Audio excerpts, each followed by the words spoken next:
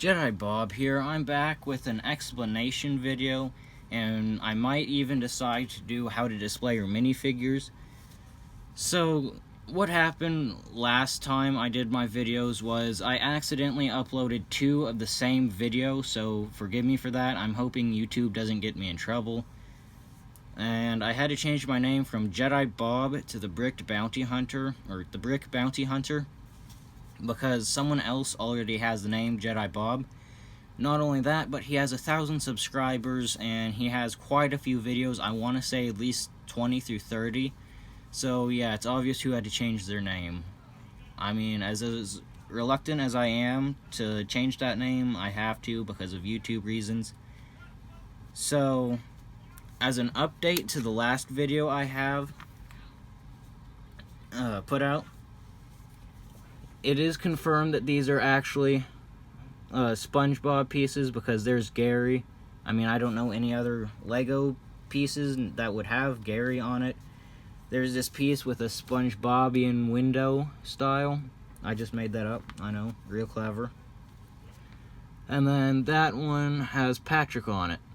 Yep, SpongeBob confirmed. So I don't even need to mention the jellyfishing net. It's actually a really cool piece. Useless, but cool. So, it is confirmed that there was SpongeBob in there. I don't know why I'm making such a big deal of it. I've just never had SpongeBob Lego before, so it's kind of cool. Also, I did want to make a little point of do not put your minifigures with your animals.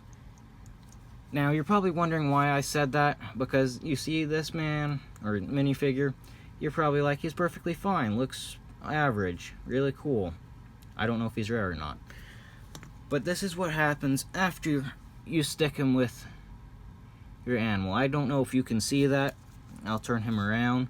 You can probably see his chewed up jetpack. Yeah, there as it focuses in. His leg, his armor. Thankfully, his hat is fine. His blaster rifle was not as lucky. So now the value has really decreased on him if I ever decide to sell him.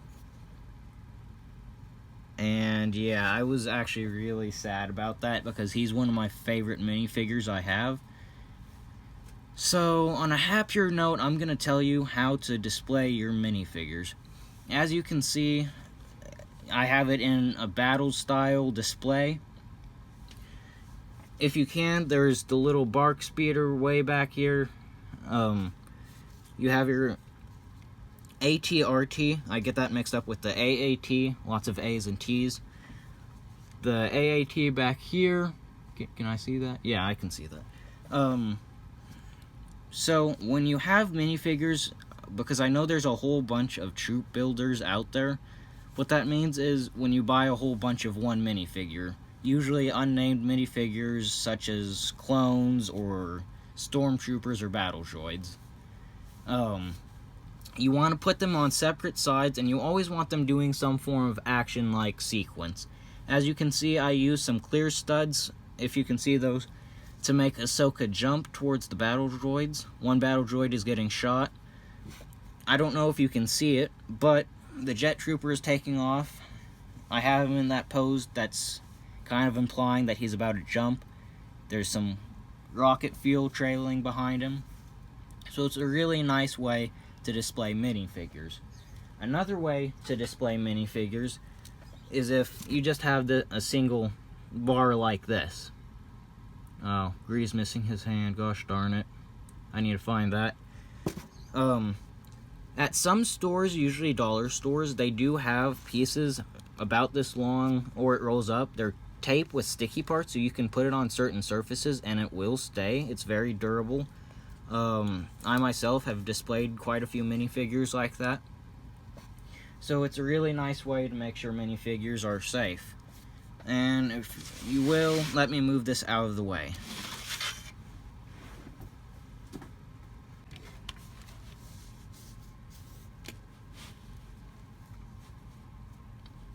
Okay, and I'm back.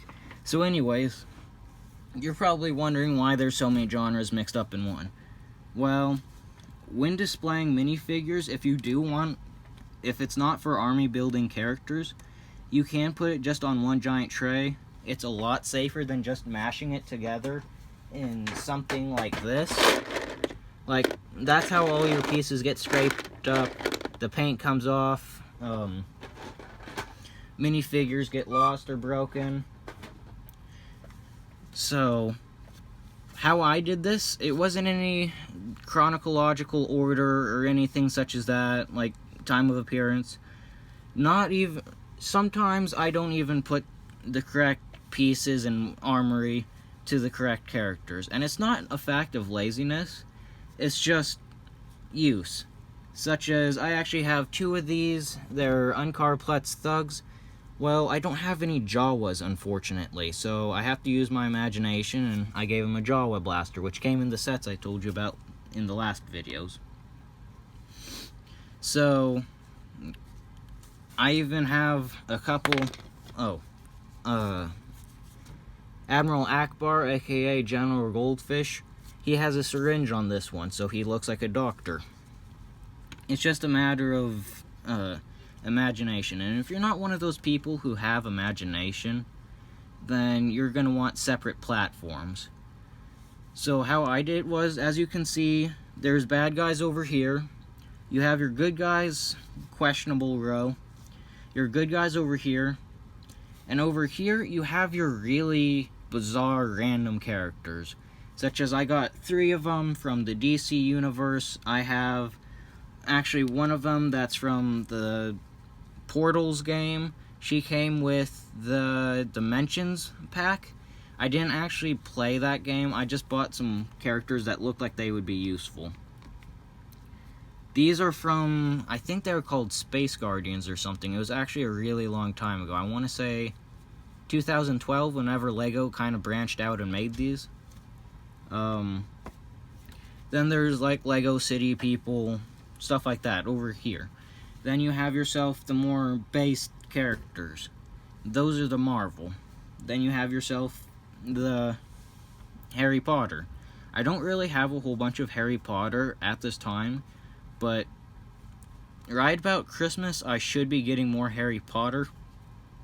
I don't think I'll be getting any more Marvel. So you can see that I have some space here. That's for whatever other characters I want to fill in the slots with. So you can always do that, or here's a way pricier method of doing it. You have yourself a minifigure, can I move this back? Minifigure box. It's actually stackable because of these, they're basically studs just like a larger scale Lego. They fit into here, once again, just like a larger scale Lego. And then the characters just fit in nicely. I'm not a paid advertiser for Lego.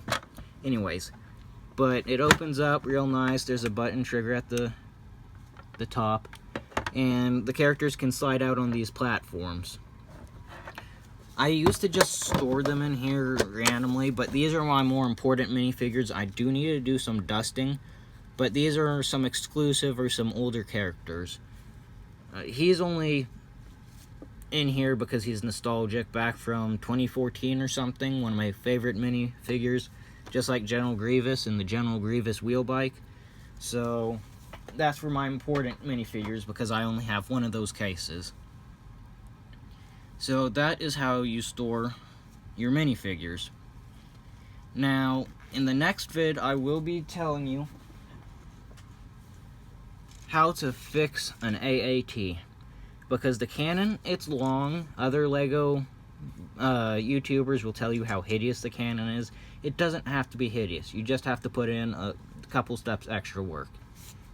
So I'm going to say that in my next video. My next video is going to be kind of small just because it doesn't take much to fix an AAT. So thank you for watching. Brick Bounty Hunter out. Out.